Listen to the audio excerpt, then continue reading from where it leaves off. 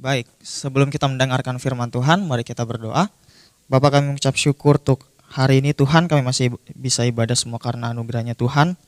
Dan sebentar Tuhan kami akan mendengarkan firman-Mu, kiranya apa yang disampaikan ini membuat kami semakin cinta Tuhan, menambah iman kami sama Tuhan, dan kami belajar banyak Tuhan, kami semakin bertumbuh di dalam Tuhan. Dalam nama Tuhan Yesus kami berdoa, haleluya. Amin. Oke, shalom teman-teman Eco Generation. Ya, puji Tuhan bisa dikasih kesempatan untuk bawa firman hari ini. Dan mungkin buat teman-teman yang belum kenal ya, siapa tahu kan ini di YouTube jadi nggak random gitu ya, random people masuk belum kenal ya, kenalin, nama gua Rafael, agama gua Kristen ya, puji Tuhan ya, kalau nggak mungkin bisa khotbah di sini. Dan teman-teman mungkin kita review dulu kali ya, bulan Januari kita udah belajar tentang kesehatan roh. Bulan Februari kita belajar tentang kesehatan mental atau kesehatan jiwa. Dan bulan ini kita belajar tentang kesehatan tubuh. Kita buka dulu ayat di dalam 1 Tesalonika 5 ayat 23. 1 Tesalonika 5 ayat 23. Ya, 1 Tesalonika 5 ayat 23 bilang begini. Semoga Allah damai sejahtera menguduskan kamu seluruhnya, dan semoga roh, jiwa, dan tubuhmu terpelihara sempurna dengan tak bercacat pada kedatangan Yesus Kristus Tuhan kita. Ya, damai sejahtera Allah menguduskan kamu seluruhnya, semoga roh, jiwa, dan tubuhmu terpelihara. Ya, jadi Tuhan ingin supaya kita memelihara tubuh, jiwa, dan roh kita. Ya, jadi bukan cuma rohnya aja, bukan cuma jiwanya aja, tapi tubuhnya juga. Maka dari itu bulan ini kita belajar tentang kesehatan tubuh. Ya. Jadi merupakan kehendak Tuhan kalau roh, jiwa, dan tubuh kita sehat, terpelihara dengan sempurna, begitu ya. Roma 12 ayat 1 ini merupakan tema kita pada minggu ini. Roma 12 ayat 1 bilang gini, karena itu saudara-saudara, demi kemurahan Allah, aku menasihatkan kamu supaya kamu mempersembahkan tubuhmu sebagai persembahan yang hidup, yang kudus, dan yang berkenan kepada Allah. Itu adalah ibadahmu yang sejati. Jadi ketika kita mempersembahkan, kita bukan cuma mempersembahkan roh kita, bukan cuma mempersembahkan jiwa kita, tetapi juga tubuh kita. Ya kan gak mungkin kalau rohnya untuk Tuhan, jiwanya untuk Tuhan, tapi tubuhnya untuk dunia ini, kan gak mungkin ya, gak sinkron gitu. Atau rohnya doang yang buat Tuhan, tapi jiwa dan tubuhnya untuk dunia, kan nggak bisa gitu juga. Jadi roh, jiwa, dan tubuh kita harus dipersembahkan kepada Tuhan. Ada yang menarik dari versi New American Standard Bible, dikatakan demikian. Therefore I urge you, brethren, by the mercies of God, to present your bodies a living and holy sacrifice, acceptable to God, which is your spiritual service of worship. Kata pertamanya atau kalimat pertamanya dikatakan therefore I urge you. Ya. Kalau teman-teman nggak tahu urge, ya itu tulisannya urge, teman-teman, URGE, ya itu artinya sesuatu yang mendesak, ya sesuatu yang tidak bisa tidak, sesuatu yang harus banget dilakukan ya. Makanya dari urge muncul kata urgent, ya. Jadi ketika kita mempersembahkan tubuh, ya itu merupakan keperluan atau sesuatu hal yang mendesak, yang harus benar-benar dilakukan, ya. Kenapa kita harus mempersembahkan tubuh? Ya salah satunya adalah kalau Paulus bilang demi kemurahan Allah, ya karena Allah udah baik sama kita, Tuhan udah baik sama kita, maka dari itu kita mempersembahkan tubuh kita, ya bukan karena kita ingin membalas kebaikan Tuhan, karena itu tidak mungkin, karena kita nggak mungkin bisa balas kebaikan Tuhan, tapi sebagai ucapan syukur kita, sebagai ungkapan syukur kita. Ya, tetapi mempersembahkan tubuh bukan cuma sekedar mempersembahkan main-main seperti itu. Ada yang namanya kudus dan berkenan. Ya, ada sebuah paradoks dari ayat ini. Ya, ayat ini mengatakan persembahan yang hidup. Kalau kita membaca Perjanjian Lama, persembahan itu semuanya mati. Ya, domba, lembu, sapi itu semuanya mati, tapi Paulus bilang persembahan yang hidup, ya, kudus dan berkenan kepada Allah. Kalau kita membaca sedikit atau flashback sedikit gitu ya, atau kita mencoba melihat di dalam perjanjian lama dalam Imamat 22 ayat 21. Di situ tertulis bahwa kalau kita ingin mempersembahkan korban kepada Tuhan harus tidak bercacat dan tidak bercela gitu ya. Harus tidak bercacat dan tidak bercela, atau kata lainnya kudus ya, bisa kita bilang ya. Jadi kalau kita mempersembahkan tubuh kita tuh jangan main-main, harus kudus, harus tidak bercacat, harus tidak bercela ya. Tetapi bukan lagi persembahan yang mati, tapi persembahan yang hidup, yaitu tubuh kita. Maka dari itu hidup kita tidak boleh bercacat dan tidak boleh bercela ya. Demikian khotbah hari ini ya. Tidak dong ya, tidak mungkin secepat itu ya. Nah, apa arti mempersembahkan tubuh ya? Kalau saya bisa bilang mempersembahkan tubuh artinya adalah seluruh hidup kita untuk Tuhan ya, seluruh hidup kita untuk Tuhan ya. Lalu bagaimana caranya kita bisa mempersembahkan tubuh kita? Yang pertama, tentu saja memuliakan Allah dengan tubuh kita ya. Bagaimana cara kita mempersembahkan tubuh kita?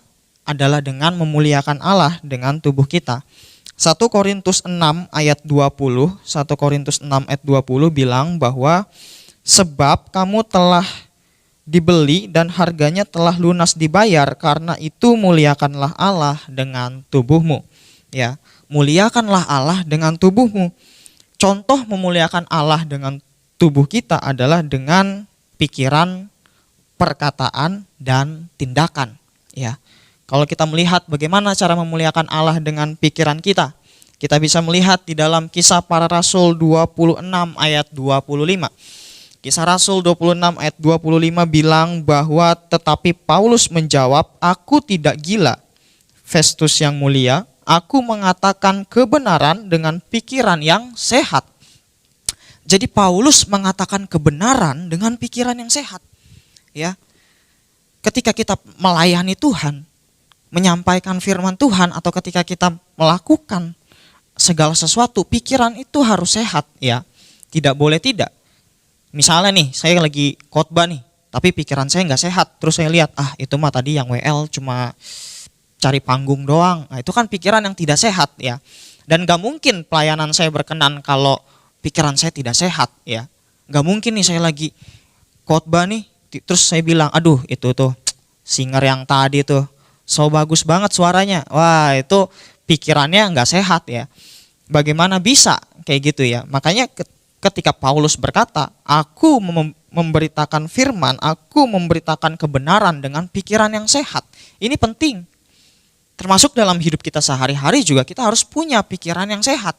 Ini udah sering banget dibahas di bulan lalu ya, tentang kesehatan jiwa ya. Ini hanya flashback sebentar ya. Cuman ya ingat-ingat, siapa tahu lupa gitu ya. Maka dari itu penting punya pikiran yang sehat, karena pikiran kan berasal dari otak, dan otak bagian dari tubuh gitu ya. Lalu yang kedua, bagaimana cara kita memuliakan Allah dengan tubuh kita adalah dengan perkataan kita. Ya. Dengan perkataan kita, Filipi 2 ayat 11 berkata demikian. Dan segala lidah mengaku Yesus Kristus adalah Tuhan bagi kemuliaan Allah Bapa. Ya. Tentu lidah kita, Tuhan bilang harus mengaku Yesus Kristus adalah Tuhan bagi kemuliaan Allah Bapa ya. Artinya memuliakan Allah dengan ucapan kita, dengan lidah kita, dengan perkataan kita. Lalu Ibrani 13 ayat 15 bilang gini, sebab itu marilah kita oleh Dia senantiasa mempersembahkan korban syukur kepada Allah, yaitu ucapan bibir yang memuliakan namanya. Ya. Memuliakan nama Tuhan bukan sekedar kita pujian penyembahan. Memuliakan Tuhan dengan perkataan kita bukan cuma sekedar doa. Ya, itu benar, tapi ada aspek yang kedua, yaitu tidak bicara kotor. Jadi yang pertama, kalau kita memuliakan Tuhan dengan perkataan kita udah pasti ya pujian penyembahan, udah pasti doa, memperkatakan berkat gitu ya. Tapi yang kedua, jangan memperkatakan kutuk, jangan berbicara tentang hal-hal yang tidak baik, berbicara kotor, jangan sampai nih kita memuji menyembah Tuhan tapi kita juga berkata kotor. Ini tidak bisa, tidak sinkron ya. Jadi memuliakan Tuhan dengan perkataan adalah dengan memperkatakan berkat, doa, pujian penyembahan, tetapi juga tidak boleh melakukan hal yang sebaliknya. gitu ya kan. Banyak orang-orang pujian penyembahan iya, ngomong kotor juga iya, ini kan wah sulit ya. Maka dari itu kita belajar sama-sama bahwa kita memuliakan Allah dengan perkataan kita. Lalu bagaimana cara kita memuliakan Allah dengan tubuh kita? Ya, yang ketiga adalah dengan tindakan kita. Ya, 1 Korintus 10 ayat 31 bilang bahwa jika engkau makan atau jika engkau minum atau jika engkau melakukan sesuatu yang lain, lakukanlah semuanya itu untuk kemuliaan Tuhan. Jadi baik kita belajar, baik kita bekerja, baik kita melayani, ya semuanya untuk kemuliaan Tuhan. Bahkan makan dan minum untuk kemuliaan Tuhan, ya. Kita main sosmed untuk kemuliaan Tuhan, ya. Termasuk juga jangan komentar-komentar yang tidak-tidak ya, karena saya banyak lihat tuh komentar-komentar ya, kita nggak ngerti apa-apa tapi komentarnya banyak gitu ya. Apalagi soal yang kemarin ya, krisis minyak goreng, waduh itu banyak banget yang maki-maki pemerintah padahal nggak tahu apa-apa ya. Terus abis itu Ukraina Rusia, aduh itu banyak orang yang nggak tahu apa-apa, nggak tahu sejarahnya gimana, tapi komentarnya aduh pedes-pedes banget, padahal nggak ngerti apa-apa juga. Ya ini penting, muliakan Allah dengan tindakan kita, ya, karena kita bertindak sesuai dengan tubuh kita kan, kita bertindak sesuai dengan yang tubuh kita lakukan, ya. Setelah kita memuliakan Allah dengan tubuh kita, bagaimana kita mempersembahkan tubuh kita? Yang kedua adalah dengan cara mempersembahkan atau memuliakan Allah dengan waktu. Ya. Memuliakan Allah dengan waktu. Ya. Roma 14 ayat 8, ya kita banyak buka ayat hari ini, Roma 14 ayat 8, ya. Roma 14 ayat 8 bilang bahwa sebab jika kita hidup untuk Tuhan. Jika kita mati untuk Tuhan. Jadi baik hidup atau mati kita adalah milik Tuhan. Nah, ya. Ada kata hidup dan mati. Artinya kita tidak selamanya hidup. Akan ada waktunya kita mati juga. Akan ada waktunya waktu kita habis di dunia ini. Ya, maka dari itu pergunakanlah waktu yang ada. Efesus 5 ayat 16 bilang bahwa pergunakanlah waktu yang ada karena hari-hari ini adalah jahat. Ya, pergunakanlah waktu yang ada karena hari-hari ini adalah jahat. Kita udah lihatlah ya di berita-berita ya, banyak kasus-kasus yang tidak baik gitu ya, banyak orang-orang jahat gitu ya di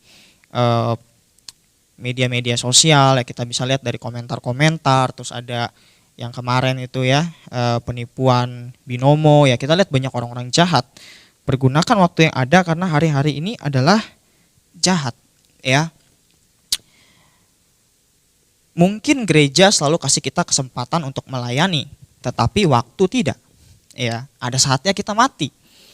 Ya, ada saatnya kita mati.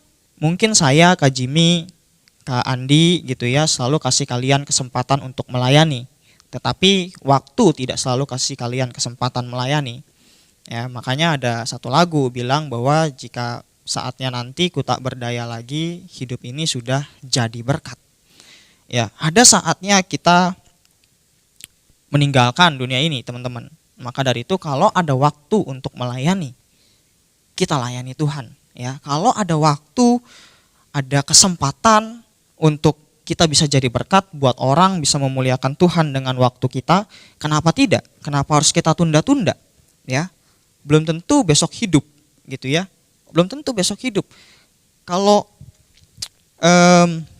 saya bicara dengan teman saya yang dari Muslim gitu ya, kalau saya tanya nih bro, minggu depan bisa futsal gak?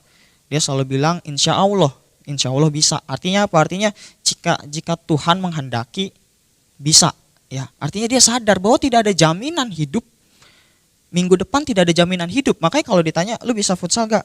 Bisa insya Allah gitu ya, artinya bisa kalau Tuhan menghendaki gitu ya. Dia sadar kalau minggu depan belum tentu dia hidup ya. Minggu ini bilang bisa, minggu depan belum tentu, waktu berpihak, bisa jadi udah mati kan. Maka dari itu ya, kalau bisa kita merenungkan ini, kita menyadari bahwa kita tidak selamanya hidup ya. Saya senang banget lihat ada WL kita tadi gitu ya, terus ada singer kita tadi ya yang melayani Tuhan dari masa mudanya, mempergunakan waktu untuk melayani Tuhan, ya. Itu baik, ya. Jadi jangan ditunda-tunda. Kalau ada kesempatan melayani, pakai waktu itu dengan baik, ya. Karena waktu tidak selamanya berpihak. Gereja mungkin kasih kita kesempatan, selalu kasih kita kesempatan, tetapi waktu tidak. Ya, waktu tidak selalu berpihak pada kita. Lalu yang ketiga, bagaimana kita mempersembahkan tubuh kita adalah dengan memuliakan Allah dengan harta kita. Ya. Amsal 3 ayat 9, Amsal 3 ayat 9, Amsal 3 ayat 9 bilang bahwa muliakanlah Tuhan dengan hartamu dan dengan hasil pertama dari segala penghasilanmu. Muliakanlah Allah dengan hartamu, ya. Kalau kita, ya, contoh gampangnya adalah kalau kita lihat tetangga kita, ya, di masa pandemi mungkin nggak punya beras, ya bisalah kita kasih gitu kan. Beras nggak mahal-mahal banget, ya, seliter paling mahal 15.000 dan itu bisa nolong mereka sekeluarga kan. Jadi kenapa tidak, ya, kenapa tidak kita mempersembahkan atau memuliakan Allah dengan harta kita dengan cara berbagi kepada sesama. Toh berbagi tidak membuat kita miskin kan. Maka Tuhan Yesus pernah bilang, kalau engkau lakukan apapun juga untuk salah seorang saudaraku yang paling hina ini, engkau melakukannya untuk aku. Jadi ketika kita memuliakan Tuhan dengan harta kita, ya, itulah yang Tuhan kehendaki gitu, ya. Kalau kita melihat contoh lain di dalam Alkitab, kita bisa melihat orang-orang Majus. Orang-orang Majus memberikan persembahan berupa harta mereka kepada Tuhan, emas, kemenyan, dan mur. Itu bukan suatu hal yang murah, itu bukan barang murah pada saat itu, ya. Itu barang-barang berharga yang mereka persembahkan kepada Tuhan. Kenapa mereka mau mempersembahkan barang-barang mahal kepada Tuhan? Karena Tuhan layak menerima itu semua. Karena Dia layak menerima itu semua, ya. Sederhananya kayak gitu. Kenapa? Pada saat itu kok mereka mau sih kasih hal-hal yang begitu berharga buat Tuhan, ya, jalan-jalan jauh lagi dari negeri asal mereka, ya, orang-orang Majus ini. Karena Tuhan layak menerima itu. Karena Tuhan adalah Raja segala raja, Dia layak menerima segala yang terbaik dari kita, termasuk harta kita, ya. Maka dari itu muliakanlah Allah dengan hartamu, ya. Lihat, ya, bantu pelayanan gitu kan. Misalnya kalau lihat pelayanan misi eklesia, ya, itu kan pelayanan misi eklesia bisa berjalan karena ada donatur-donatur yang setia memberi, ya. Maka pelayanan bisa berjalan. Maka dari itu teman-teman, kesempatan kita untuk memberkati orang sebenarnya terbuka lebar. Banyak saluran-saluran yang bisa ini, ya, bisa kita manfaatkan gitu, ya. Ada pelayanan misi, ya, ada lembaga-lembaga sosial, lembaga-lembaga amal dan sebagainya, ya. Baru-baru ini di Serang, ya, kan banjir. Itu saya ikut untuk galang dana, ya. Jadi ikut sama salah satu mahasiswa, ya, dari Serang, ya. Karena teman saya itu ada yang kuliah di Serang dan senat mahasiswa mereka galang dana, terus saya diajak gitu kan. Lagi nggak ada kerjaan juga, saya ikut, ya, galang dana untuk mereka gitu, ya. Dan saya lihat banyak orang yang kasih 5.000, kasih 10.000, ya. Sebenarnya itu juga mereka sedang memuliakan Allah dengan harta mereka gitu, ya. Menolong sesama juga bisa untuk memuliakan Tuhan. Nah, yang keempat, bagaimana cara kita mempersembahkan tubuh kita adalah dengan cara memuliakan Allah dengan tenaga kita. Ya, tadi kita udah bahas memuliakan Allah dengan tubuh, memuliakan Allah dengan waktu, memuliakan Allah dengan harta. Dan yang terakhir, kita memuliakan Allah dengan tenaga kita. Filipi 1 ayat 22, Paulus berkata demikian, tetapi jika aku harus hidup di dunia ini, itu berarti bagiku bekerja memberi buah. Ya. Jadi kita korbankan tenaga kita supaya kita bisa memberi buah untuk Tuhan, ya. Jadi bukan cuma sekedar waktu, bukan sekedar harta, tapi kita juga dengan tenaga kita, ya. Kalau kita nyanyiin satu lagu, ya, satu lagu dari yang sebenarnya tadi udah sempat disinggung ya, bila saatnya nanti ku tak berdaya lagi. Ada saatnya kita udah nggak punya tenaga lagi teman-teman. Ada saatnya kita udah nggak mampu melangkah lagi teman-teman ya. Jadi muliakanlah Allah dengan tenaga kita ya, selama masih kuat ya, selama masih bisa jalan, masih bisa nyanyi, masih bisa lakukan sesuatu untuk Tuhan, masih bisa berkarya untuk Tuhan, mari kita pergunakan tenaga kita untuk Tuhan. Ada satu lagu yang saya seneng ya, yaitu lagunya Kerja Buat Tuhan Selalu Manise gitu ya. Itu lagu yang cukup sering dinyanyikan di kampus saya juga, cukup sering dinyanyikan lagu itu, atau sekedar lagi iseng tiba-tiba kerja buat Tuhan selalu manise ya. Jadi kerja buat Tuhan selalu manise itu lagu yang memberkati kalau saya lagi capek gitu ya, lagi capek melayani, tiba-tiba keingat lagu itu gitu ya, jadi semangat lagi ya. Dan kenapa kita harus memuliakan Allah dengan tenaga kita ya, atau melayani Tuhan gitu ya dengan tenaga kita, itu kan mempersembahkan tenaga juga. Sebenarnya alasannya sederhana ya, karena Tuhan lebih dahulu melayani kita. Tuhan lebih dahulu melayani kita, sehingga ketika kita melayani Tuhan, itu bukan semata-mata kita balas kebaikan Tuhan, tidak, tapi sebagai ucapan syukur, sebagai ungkapan syukur doang kita kepada Tuhan ya, karena Dia yang lebih dahulu melayani kita. Maka dari itu selama kita masih punya tenaga, selama kita masih kuat ya, mari kita persembahkan atau memuliakan Tuhan melalui tenaga kita gitu ya. Kan Eco Generation masih muda kan ya, diajak misi kemana juga kayaknya masih kuat gitu kan. Orang naik gunung aja kuat gitu ya. Bisalah ya, kalau yang lain aja bisa ya, kita bisa kok memuliakan Tuhan dengan tenaga kita ya. Jadi tenaga kita jangan dipakai untuk hal yang enggak ya. Tenaga kita jangan dipakai untuk hal yang sia-sia aja, tapi pergunakan tenaga kita juga untuk Tuhan ya. Entah itu melayani, entah itu bermisi, atau entah itu melangkahkan kaki untuk menolong orang ya. Itu kan juga menggunakan tenaga kita untuk Tuhan ya. Yang terakhir ya, satu ayat penutup dari Filipi 1 ayat 20. Filipi 1 ayat 20 berkata bahwa sebab yang sangat kurindukan dan kuharapkan ialah bahwa aku dalam segala hal tidak akan beroleh malu, melainkan seperti sedia kala, demikian pun sekarang Kristus dengan nyata dimuliakan di dalam tubuhku, baik oleh hidupku maupun oleh matiku. Jadi Kristus harus dimuliakan baik oleh hidupku maupun oleh matiku ya. Karena hidup hanya untuk Tuhan ya. Hidup hanya untuk Tuhan, segalanya kita kasih untuk Tuhan, mulai dari tubuh, waktu, harta dan tenaga kita ya. Kiranya kita hari ini bisa belajar banyak hal. Kiranya Tuhan Yesus menolong kita, memberkati kita, dan biarlah Roh Kudus menolong kita supaya kita bisa melakukan firman Tuhan yang sudah kita dengar pada hari ini. Mari kita berdoa.